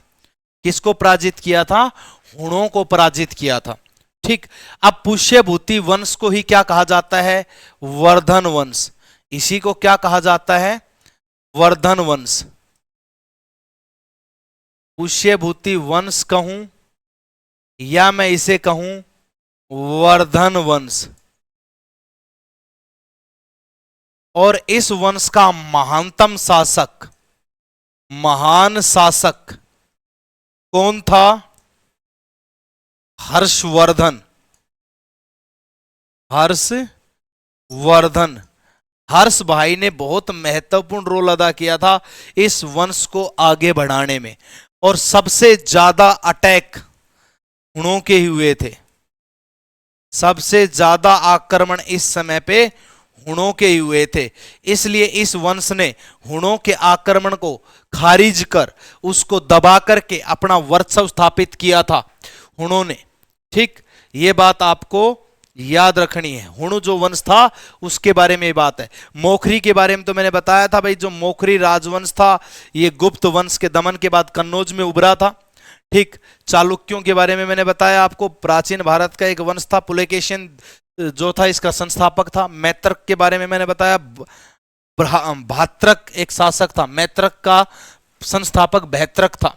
ठीक, अच्छा, जो ये वर्धन वंश था इसकी राजधानी आपसे पूछ ले तो इसकी राजधानी दो थी। इसकी दो राजधानी थी। एक तो थी भाई थानेश्वर, इसकी दो राजधानी थी। एक तो थी भाई थानेश्वर, और एक इसकी राजधानी थी कन्नौज। कन्नौज भैया इसकी बहन का साम्राज्य था, इसके जीजा ग्रह वर्मा का अंत हो गया था। ठीक, देवभूति ने इसका अंत कर दिया था ग्रह वर्मा का, इसलिए इसने कन्नौज को भी अपनी राजधानी बनाया था। ये बात आपको याद रखनी है। ठीक है, उसके बाद अच्छा, इसका दरबारी कवि, हर्षवर्धन का दरबारी कवि भी पूछ सकता है, तो इसका कोर्ट पोइट कौन था भाई? दरबारी कवि कौन था इसका? तो इसका दरबारी कवि जो था वो बाण भट्ट था। इसका दरबारी कवि बाण भट्ट, और बाण भट्ट ने ही एक पुस्तक लिखी है जिसका नाम है हर्षचरित। ये बात आपको याद रखनी है। ठीक है, ये था भाई हमारा पुष्यभूति वंश से संबंधित पर्सन जिसके बारे में हमने चर्चा की है। तो इसका राइट आंसर क्या होगा? हुण। हुणों ने अटैक किया था, ऑप्शन नंबर बी इसका राइट होगा। उसके बाद हम बात करते हैं अगले प्रश्न की। तो अगला प्रश्न हमारा क्या कहता है? गुप्तों के पतन के बाद विभिन्न क्षेत्रों में कई राज्य उभरे, उनमें से मोखरी किस क्षेत्र में उभरे? After the fall of the Guptas, different kingdom emerged in various parts of India. Among them, the Mokhris emerged in which of the following areas? मैंने थोड़ी देर पहले बताया था कि जो मोखरी साम्राज्य था वो गुप्तों के पतन के बाद उभरा था। तो वो किस एरिया में उभरा था? तो कन्नौज में उभरा था भाई। किस में उभरा था? कन्नौज। कन्नौज में मोखरी साम्राज्य उभरा था। ठीक है, इनकी डिटेल मैं दे चुका हूं, तो बार बार वो डिटेल रिपीट करूंगा तो आप बोर हो जाओगे, इसलिए आपको याद रखना है ये। उसके बाद हम बात करते हैं, तो 1936 में श्रमिक पार्टी की स्थापना किसने की थी? इन 1936 the independent labour party was founded bye. Independent labour party की स्थापना किसके द्वारा की गई थी? ये बताइए भाई, इंडिपेंडेंट लेबर पार्टी इसकी स्थापना किसके द्वारा की गई? तो इंडिपेंडेंट लेबर पार्टी की स्थापना आपके सामने है, लेबर पार्टी, भीमराव अंबेडकर। बात याद रखना, क्योंकि यही उन गरीबों को शोषण से बचा रहे थे, इसलिए इन्होंने एक इंडिपेंडेंट लेबर पार्टी की स्थापना की। बाल Gangadhar Tilak home rule league आंदोलन चलाया 1916 में एनी बेसेंट के साथ मिलके। बाल गंगाधर तिलक, स्वराज हमारा जन्मसिद्ध अधिकार और हम इसे लेकर के रहेंगे, किसने कहा? बाल गंगाधर तिलक ने। सबसे पहले संविधान की मांग, संविधान की मांग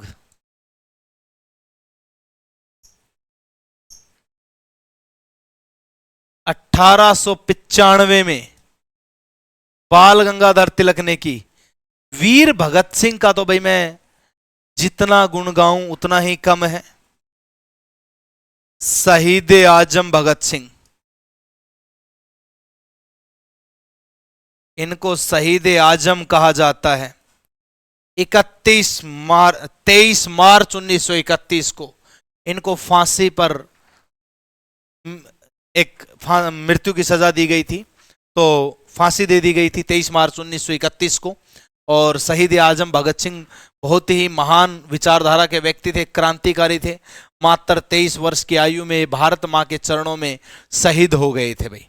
ठीक, उसके बाद अगला प्रश्न क्या कहता है हमारे सामने? 20वीं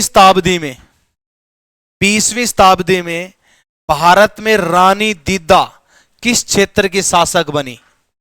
सॉरी, 10वीं शताब्दी, 20वीं नहीं, क्षमा चाहूंगा मैं, 10वीं शताब्दी।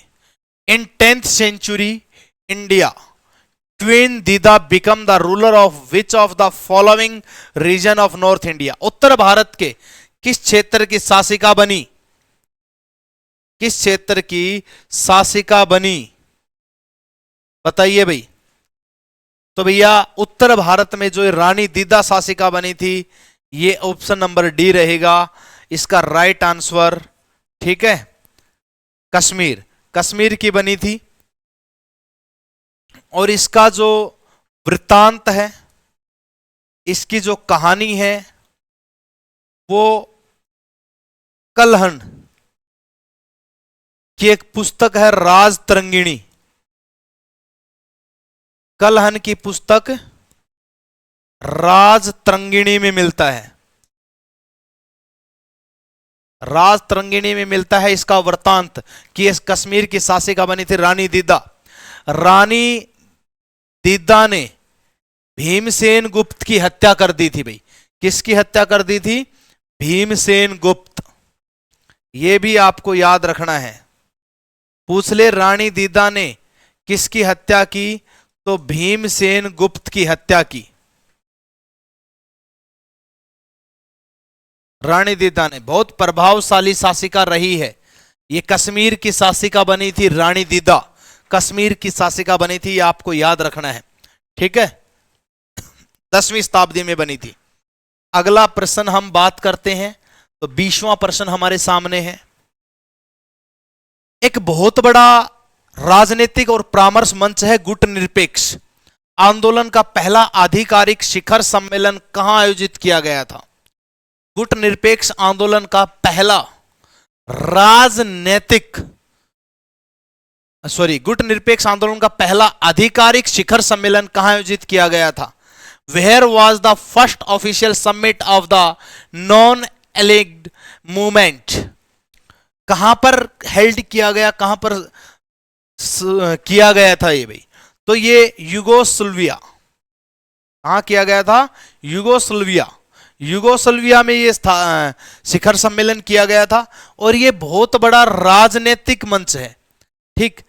ये बहुत बड़ा राजनीतिक मंच है, ये बात आपको याद रखनी है, ठीक। ये बात आपको याद रखनी। इसकी स्थापना कब हुई थी? तो इसकी जो स्थापना हुई थी, गुटनिरपेक्ष की स्थापना 1 सितंबर 1961 को हुई थी, ठीक। और इसके अंदर 120 देश हैं भाई। कितने देश हैं? 120 देश हैं, जिसमें 17 पर्यवेक्षक देश हैं। पर्यवेक्षक देश मतलब ऑब्जर्वर कंट्री। 17 ऑब्जर्वर कंट्री हैं, जिसमें यह बात याद रखने, टोटल 120 देश हैं इसमें, और 17 ऑब्जर्वर कंट्री यानी कि पर्यवेक्षक देश हैं। ये चीजें आपको याद रखनी है, ठीक। और यूगोस्लाविया में इसका पहला शिखर सम्मेलन आयोजित किया गया था, ठीक। 1 सितंबर 1961 को इसकी स्थापना हुई थी। ये चीजें बार बार आएंगी, बार बार क्वेश्चन में पूछी जाएंगी। उसके बाद हम अगला प्रश्न देखते हैं। हमारा नेक्स्ट क्वेश्चन क्या है? शिलपथिक्रम मणिकाचन। शिलपथिक्रम है, जिसको मणिकाचन भी बोलते हैं, तमिल का सबसे प्रारंभिक महाकाव्य 5वीं 6वीं सदी में खालिस्तान द्वारा लिखा गया था। शिलपथिक्रम ज्वेल्ट एंकलेट जिसे बोला जाता है, the earliest epic poem in Tamil was written in the 5th-6th century. किसके द्वारा लिखी गई थी? तो भैया option number B, Ilango Adigal. Ilango Adigal के द्वारा लिखी गई थी। ऑप्शन नंबर बी इसका राइट आंसर होगा, इलंगो अडिगिल। इलंगो अडिगिल जो था वो तमिल के महान कवि थे, ठीक। और इसको चेरा राजकुमारों के रूप में भी जाना जाता है। इलंगो अडिगिल को किसके रूप में जाना जाता है? चेरा राजकुमार। चेरा राजकुमारों के रूप में जाना जाता है।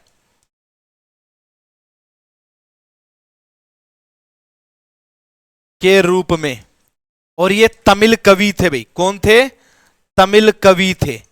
ये बात आपको याद रखनी है भाई, तमिल कवि थे ये, ठीक। एक नाम और दिया गया है तोलकापियर। एक नाम और दिया गया है तोलकापियर। तोलकापियर ने एक बुक लिखी थी तोलकापियम। तोलकापियर ने एक बुक लिखी थी तोलकापियम, इसी के नाम से बुक थी। मैं लिख देता हूं भाई, तोलकापियम। तोलकापियम जो था ये तमिल व्याकरण है भाई। क्या है? ये तमिल व्याकरण है। और ये तोलका पियर ने लिखी थी। ये बात आपको याद रखनी है भी। ये भी एक बहुत बड़े राइटर हुए हैं, लेखक हुए हैं।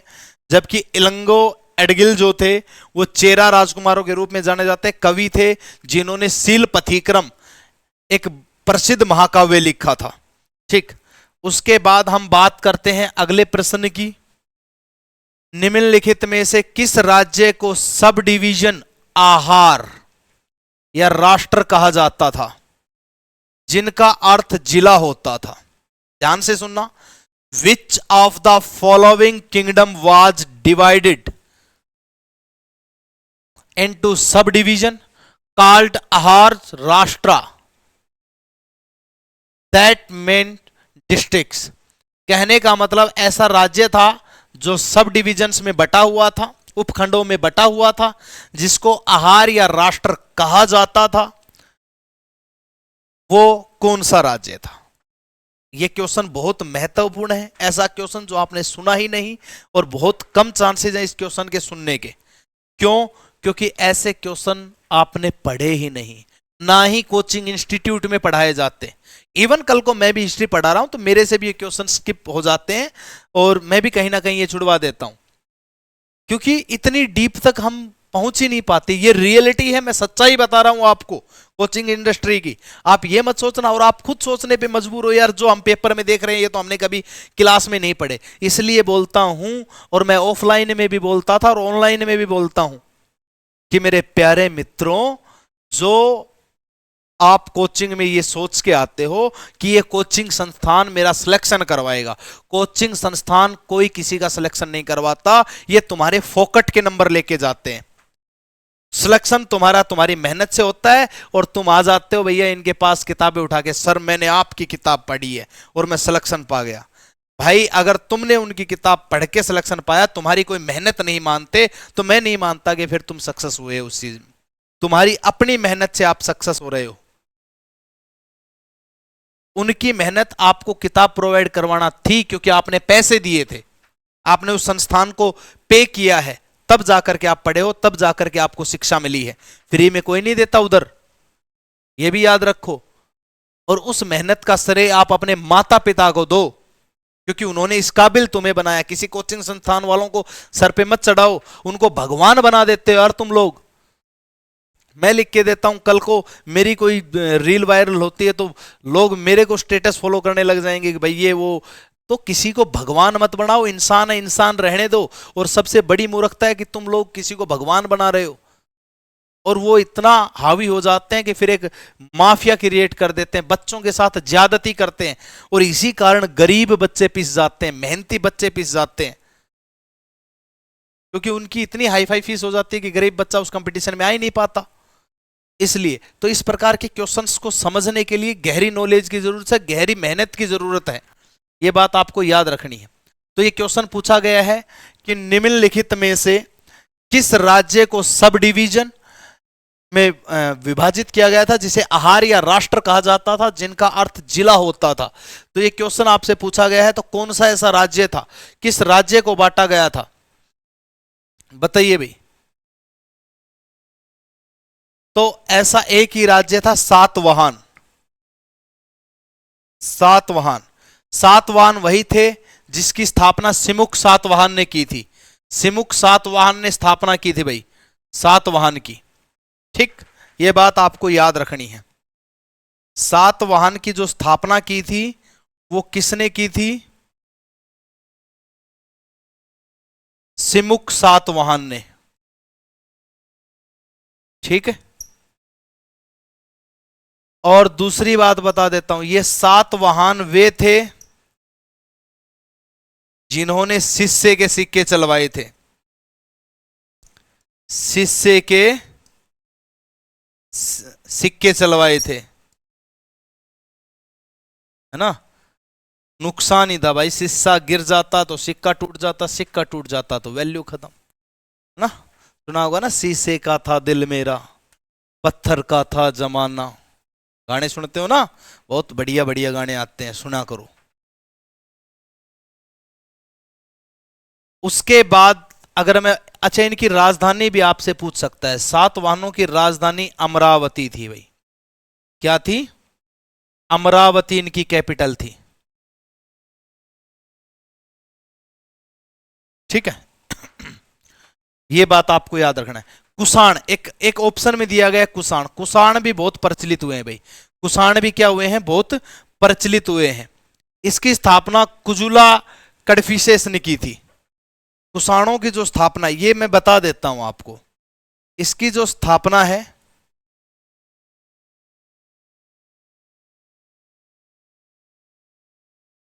ये कुजुला कड़फिसेस,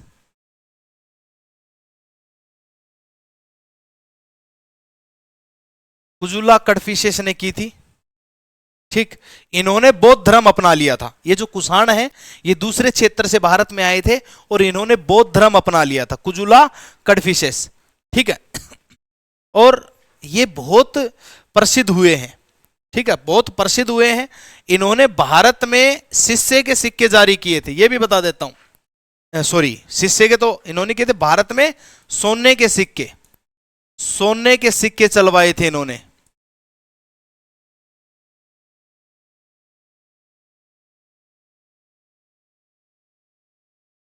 सिक्के चलवाए थे।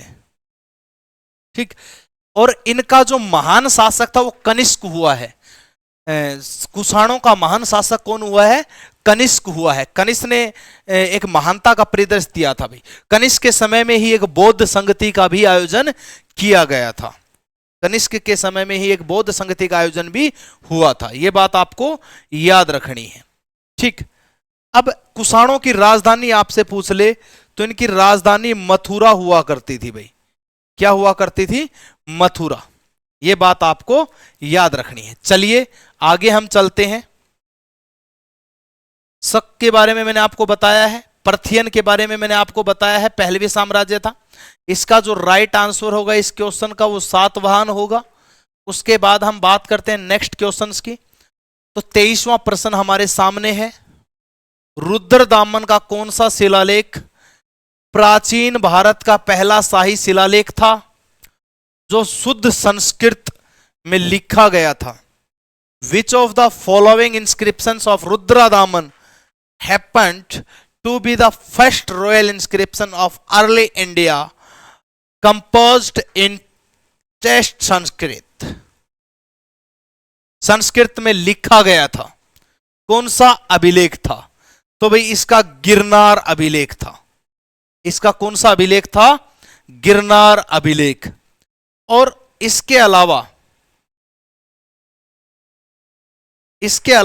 इसने जूनागढ़ अभिलेख, जो रुद्रदामन था, रुद्रदामन, इसका एक अभिलेख और था भाई जूनागढ़। ठीक, ठीक है भाई, रुद्रदामन बहुत प्रभावशाली शासक हुआ है। रुद्रदामन बहुत प्रभावशाली शासक हुआ है, यह आपको याद रखना है। ठीक, अच्छा, इसने एक काम और भी किया था। रुद्रदामन ने, एक झील है जिसका नाम आपने सुना होगा, सुदर्शन, सुदर्शन झील। सुदर्शन झील की मरम्मत करवाई थी भाई इसने, की मरम्मत करवाई थी, रुद्रदामन ने ही करवाई थी। ठीक, रुद्रदामन ने ही जूनागढ़ अभिलेख बनवाया था और इसी ने किसका निर्माण करवाया था? तो सुदर्शन झील का भी निर्माण की मरम्मत करवाई थी। ठीक, और रुद्रदामन ने किसको हराया था वो भी मैं बात बता देता हूं। रुद्रदामन ने सतकर्णी सातवाहन को हराया था। ठीक, और इसका जिक्र किसमें मिलता है? जूनागढ़ अभिलेख में मिलता है। रुद्रदामन ने सतकर्णी सातवाहन को हराया था और इसका जिक्र किसमें मिलता है? जूनागढ़ अभिलेख में।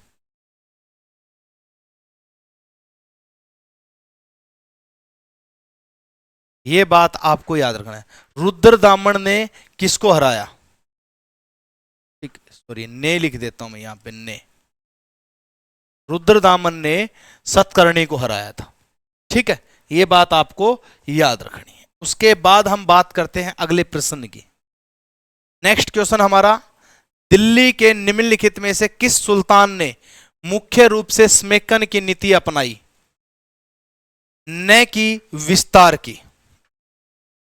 Which of the following Sultan of Delhi primarily adopted a policy of consolidation rather than expansion?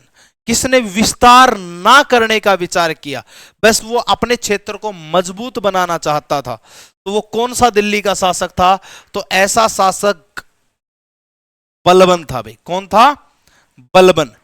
Balban वो शासक था जिसने विस्तार की नीति को महत्व नहीं दिया था, इसने स्मेकन की नीति अपनाई थी। ठीक, ये इसका राइट आंसर होगा। अलाउद्दीन खिलजी के बारे में तो आप जानते हो, दिल्ली सल्तनत का एक ऐसा सुल्तान जो हर चीज पर अपना अधिकार करता था और दूर दूर तक इसने लड़ाइयां लड़ी थी।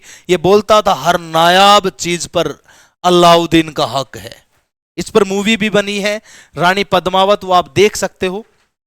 ठीक है, बहलोल लोधी लोधी वंश का संस्थापक था। इब्राहिम लोधी जिसने पानीपत की पहली लड़ाई लड़ी और शिकस्त हुई इसकी, इब्राहिम लोधी की। तो इस क्वेश्चन का जो आंसर है वो बलबन था भाई। कौन था? बलबन। बलबन बहुत ही प्रसिद्ध शासक रहा है। कहा जाता है कि बलबन जो शासक बना वो 1266 में बना, 1266 में, और ये 1266 से 1287 तक शासक रहा। बट कहते हैं कि ये इनडायरेक्टली 1246 से 1266 तक राज करता है, क्योंकि इसका एक दामाद होता था नसीरुद्दीन महमूद, जो टोपियां सीलने वाला शासक कहा जाता है, जो टोपियां बेचकर और कुरान बेचकर के अपना गुजारा करता था। यह बात आपको याद रखनी है। ठीक है, यह शासक बलबन का शासनकाल है। ठीक, और बलबन ने स्मेकन की नीति अपनाई थी, विस्तार की नीति नहीं अपनाई थी। नेक्स्ट क्वेश्चन हम देखते हैं, अली अकबर खान निम्नलिखित में से किस घराने से जुड़े हुए थे? Ali Akbar Khan was associated with which of the following gharanas? तो अली अकबर खान की जब बात आती है तो अली अकबर खान एक संगीतज्ञ थे जो मेहर घराने से जुड़े हुए थे। किस घराने से जुड़े हुए थे? मेहर घराने से। और देखिए इसमें एक घराना लिखा हुआ है ग्वालियर, ये सबसे पुराना घराना माना गया है, सबसे पुराना घराना है। अच्छा, इन घरानों का काम क्या होता था? तो ये संगीत की शिक्षा प्रोवाइड करवाते थे, ये संगीत की शिक्षा प्रोवाइड करवाते थे, जितने भी घराने होते थे ये। ठीक है, इन घरानों का काम होता था ये। ठीक, ये बात आपको याद रखनी है। ठीक है, आगरा घराना हो गया, किराना घराना, ये सब घराने संगीत की शिक्षा करवाते थे। सबसे पुराना जो है वो ग्वालियर घराना है, सबसे पुराना ग्वालियर है। और अकबर अली खान का संबंध मेहर घराने से था। किससे था? मेहर घराने से था। उसके बाद हम बात करते हैं नेक्स्ट क्वेश्चन की। गुरु घासीदास ने ब्रिटिश भारत में चमड़ा श्रमिकों की सामाजिक स्थिति सुधारने के लिए निम्नलिखित में से कौन सा आंदोलन चलाया? Guru Ghasidas led which of the following movements to improve the social condition of leather workers in British India? British Bharat में चमड़ा श्रमिकों की आर्थिक स्थिति सुधारने के लिए कौन सा आंदोलन चलाया गया था? यह गुरु घासीदास के द्वारा चलाया गया था।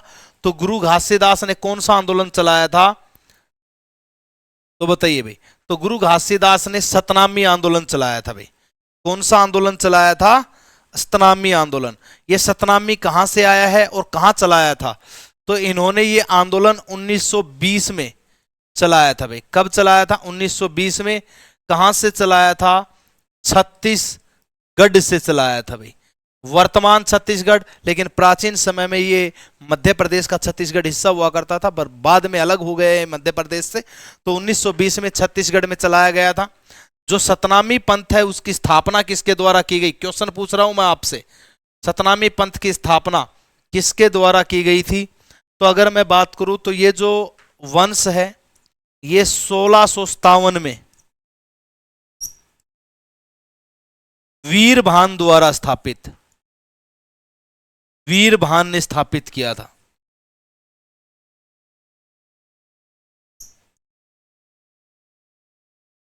स्तनामी।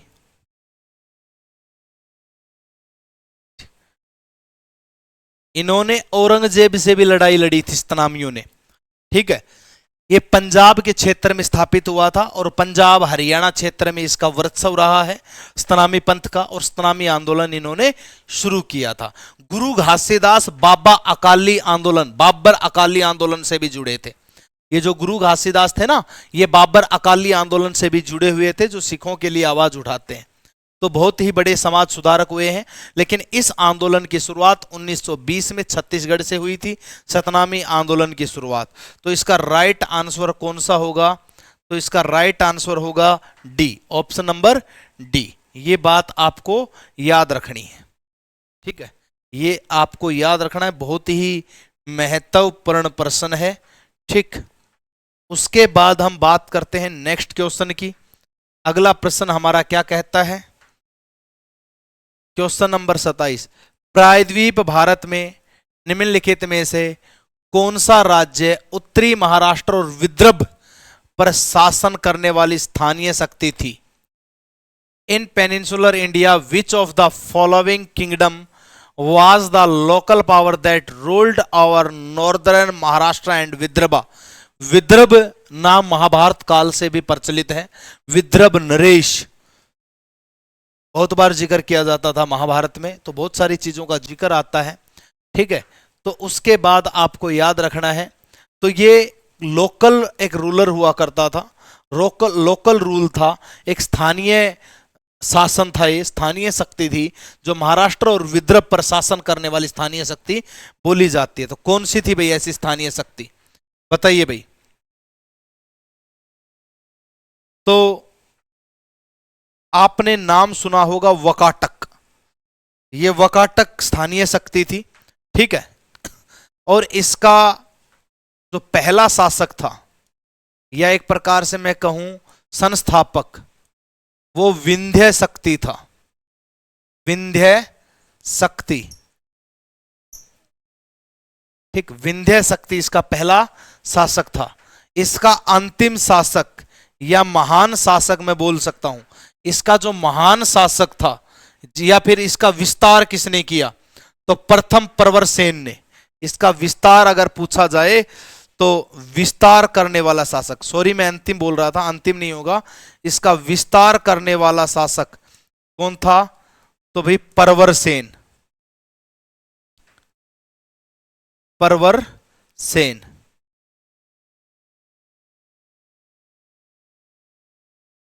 प्रवर सेन ने इसका विस्तार किया था। विंध्य शक्ति इसका पहला रूलर हुआ है, ये बात आपको याद रखनी। इस प्रकार के क्वेश्चन बहुत बार पूछे जाते हैं। चालुक्य, मैत्रक और मौखरी के बारे में मैं आपको लास्ट क्वेश्चंस में बता चुका हूं।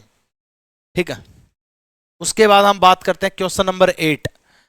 खालिस्तान को 20वीं सदी का तानसेन माना जाता है।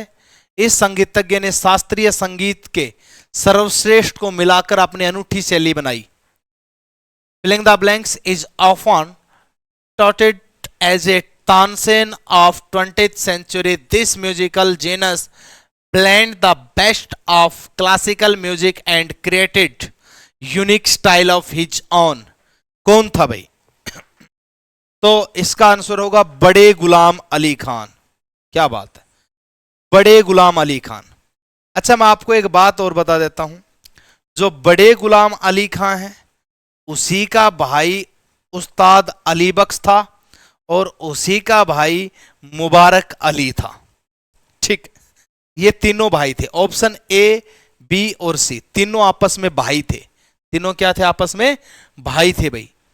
ठीक, ये बात आपको याद रखनी, तीनों भाई थे ये। और तीनों किस घराने से संबंध रखते थे? तो ये पटियाला घराने से संबंध रखते थे।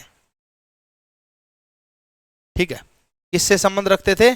पटियाला घराने से।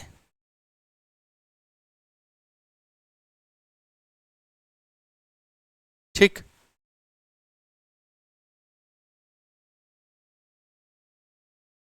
ये पटियाला घराने से संबंध रखते थे। ठीक है, ये जो बरकत अली खान है, ये किराना घराने से संबंध रखते थे। किससे संबंध रखते थे? किराना घराने से। ठीक,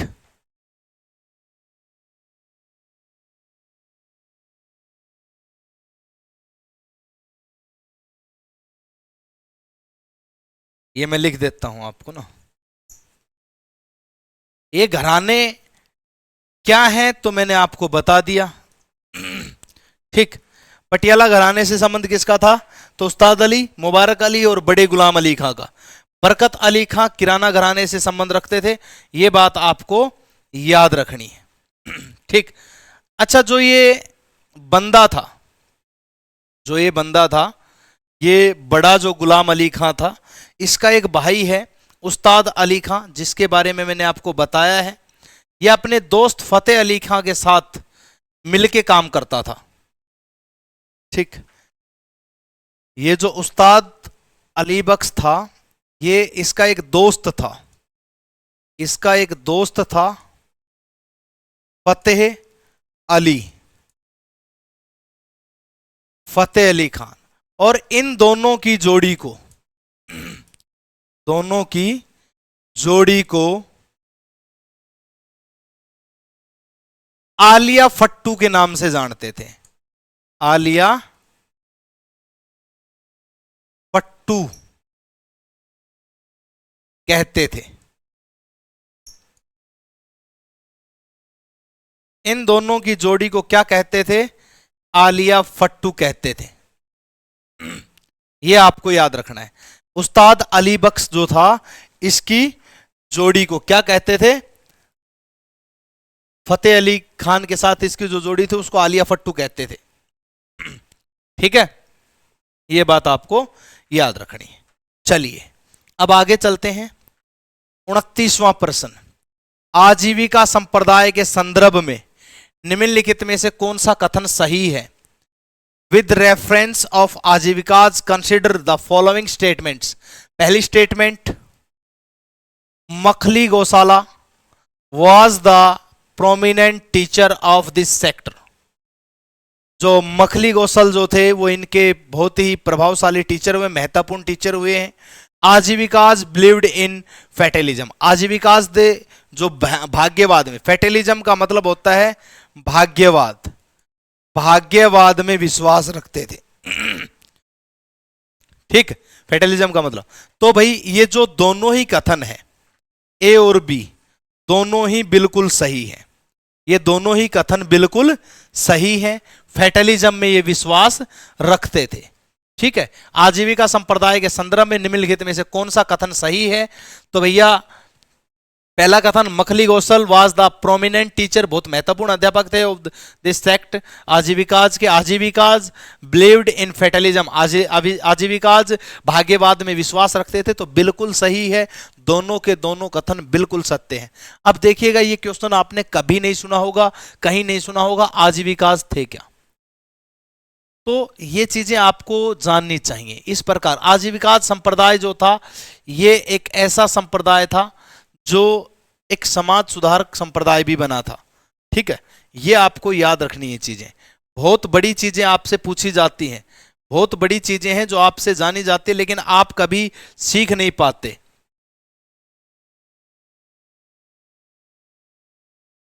ठीक है, अब ये जो संप्रदाय था ये बहुत महत्वपूर्ण था। आपने कभी नहीं सुना इसका नाम।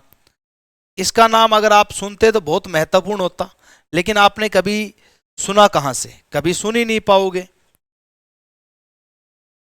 और आपको यह भी बता देता हूं, ये जो आजीविकाज थे ये बौद्ध और जैनों की तरह ही थे। जिस प्रकार बौद्ध और जैन थे ना, वैसे ही आजीविकाज थे। वैसे ही कौन थे? आजीविका। उन्हीं के टाइम पे ये उभरे थे। ठीक, अगर मैं आपको बता देता हूं तो ये एक तपस्वी समाज भी माना जाता है। ये समाज सुधारक तो थे, लेकिन इसको तपस्वी समाज या तपस्वी संप्रदाय के रूप में देखा जाता है। ठीक, अब सोचिए, आपने कभी नाम नहीं सुना ऐसा, लेकिन आप फिर भी सुनते हो। कहां से आ गए ये नाम? ये मेहनत करने से मिलता है मेरे दोस्त। मेहनत करो और मेहनत इतनी करो कि फिर जीत जाओ दुनिया को, ठीक है। और शांति प्रिय तरीके से मेहनत करो, क्योंकि शोर तो आपकी कामयाबी मचाएगी, आप नहीं। शोर कामयाबी को मचाने दो, लेकिन तब तक आप शांति प्रिय मेहनत करो, ठीक है। उसके बाद हम अगला क्वेश्चन देखते हैं, हमारा क्या है। दिमाचस जो एक यूनानी राजदूत था, मौर्य राजा खालिस्तान के शासन काल में भारत आया था। दिमाचस, दिमाचस किसके शासन काल में भारत आया? तो दिमाचस बिंदुसार के शासन काल में भारत आया। किसके शासन काल में? बिंदुसार के शासन काल में ये भारत आए। ये यात्री बहुत बार पूछे जाते, ठीक, ये बात आपको याद रखनी। बिंदुसार के शासन काल में आया और इसने एक बुक लिखी थी, जो दिमाचस था इसने एक बुक लिखी थी। इसकी बुक का नाम था अमित्र गाथा। अमित्र गाथा। ये पुस्तक किसकी थी? तो ये दिमाचस की थी। Deimachus was a Greek ambassador, एक यूनानी राजदूत था। Came to India during the region of the Maurya king, तो बिंदुसार के टाइम पे आया था। अगर पूछ ले अशोक के टाइम पे, ऑप्शन में अशोक भी तो दिया गया है, चक्रवर्ती सम्राट अशोक। अशोक के टाइम पे कौन आया था? तो अशोक के टाइम पे आया था डायनोसियस। अशोक के टाइम पे कौन आया? डायनोसियस, ठीक। चंद्रगुप्त मौर्य के टाइम का तो आपको पता होना चाहिए, बहुत बार दिया गया है, मेगास्थनीज। मेगास्थनीज, ठीक, जिसने इंडिका नामक पुस्तक लिखी थी, ये चंद्रगुप्त मौर्य के टाइम पे।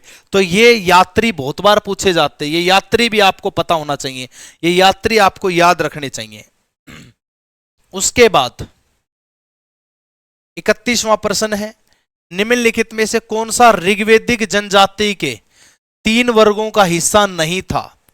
Which among the following was not a part of the 3 sections of the Rigvedic tribes?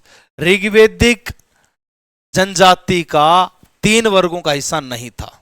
तो उस समय पे शिल्पकार नहीं हुआ करते थे भाई।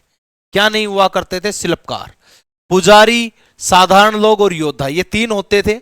और ऋग्वेद के टाइम की अगर मैं बात करता हूं, ऋग्वेद के टाइम की अगर मैं बात करता हूं, तो इस समय 4 वर्णों का भी जिक्र किया जाता है। 4 वर्णों का जिक्र किया जाता है। 4 वर्णों में आपने नाम सुना होगा, ब्राह्मण, क्षत्रिय, वैश्य और शूद्र,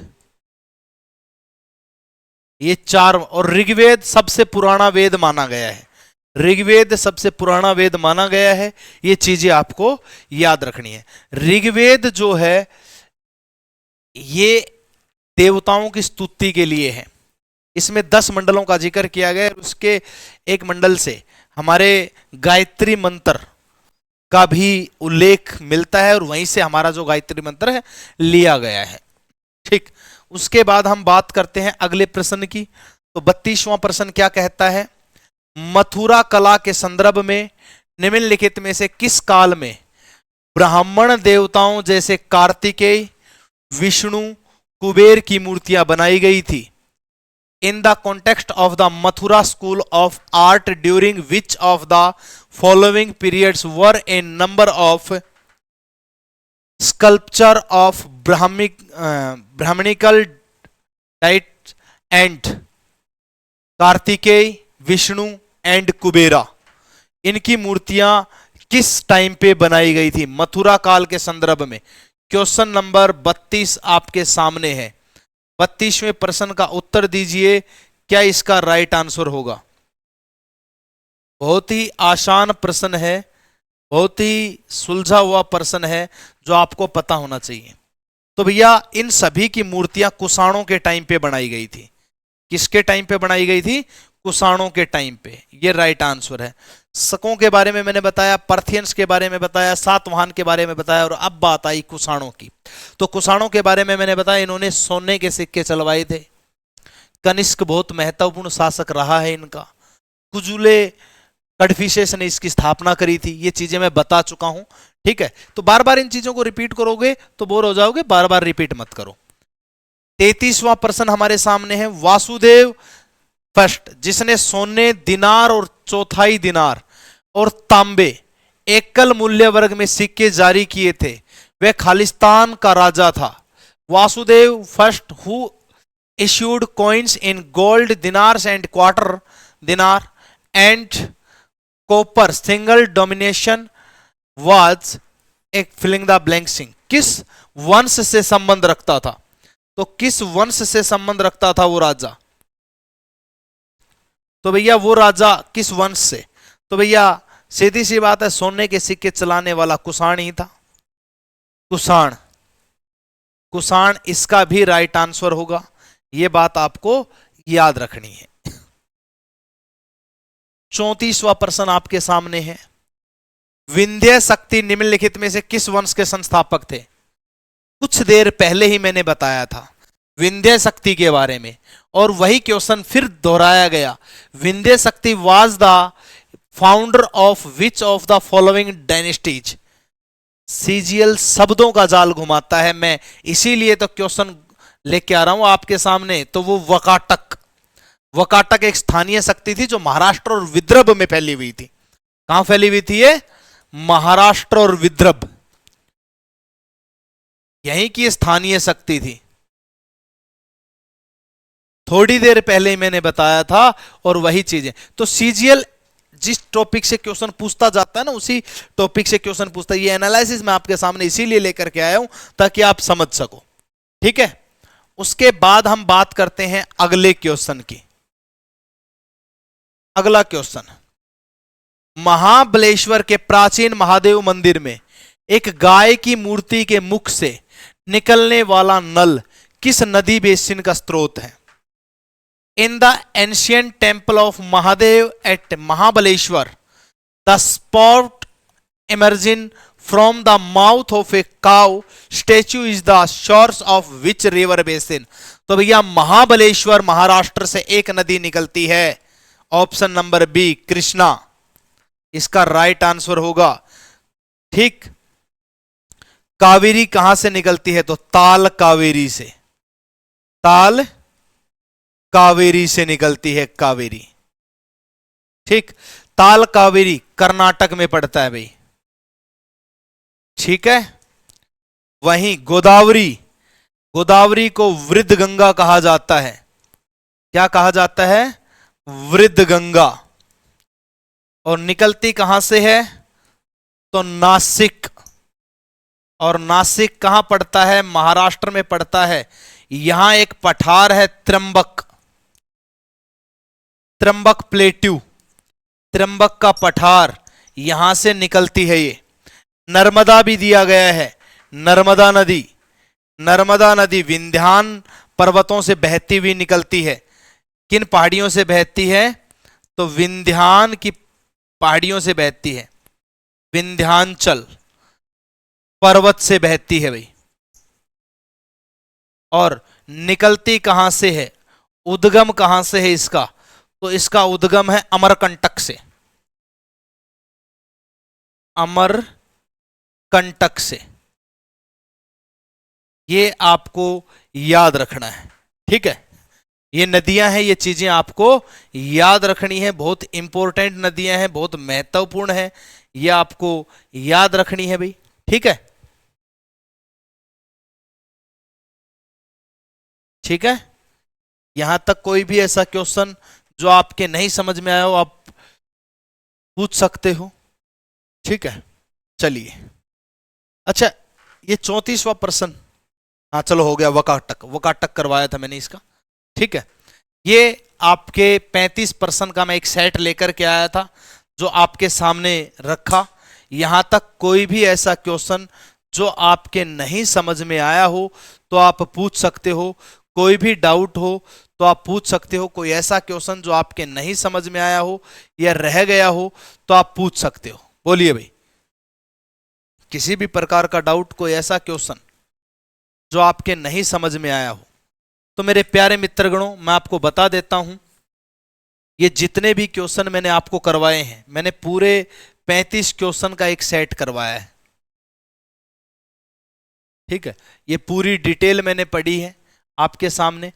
ये पीडीएफ एचडीज मैं आपको प्रोवाइड करवा दूंगा।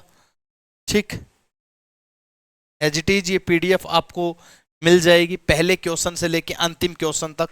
तो प्यारे मित्रगणों, आज की क्लास उम्मीद करता हूं बहुत ही महत्वपूर्ण आप लोगों के लिए रही होगी, बहुत ही अच्छे से आपको समझ में आया होगा, बहुत आनंद आपको आया होगा। तो आप इसी प्रकार लगातार हमारी प्रश्नोत्तरी के लिए बने रहिएगा, हमारे चैनल वासुदेव आईएएस कॉन्सेप्ट के साथ जुड़े रहिएगा और लगातार हमारे चैनल को शेयर सब्सक्राइब करते रहिए ताकि आप लोगों के लिए और भी बेहतर क्लासेस में ला सकूं। और याद रखना, भ्रमित नहीं होना है। कोई भी कितना भी आपके दिमाग को घुमाए, लेकिन आपको घूमना नहीं है, सभी सब्जेक्ट को इक्वल लेके चलना है। तो आज के लिए इतना ही रहेगा। जय हिंद, जय भारत, थैंक यू।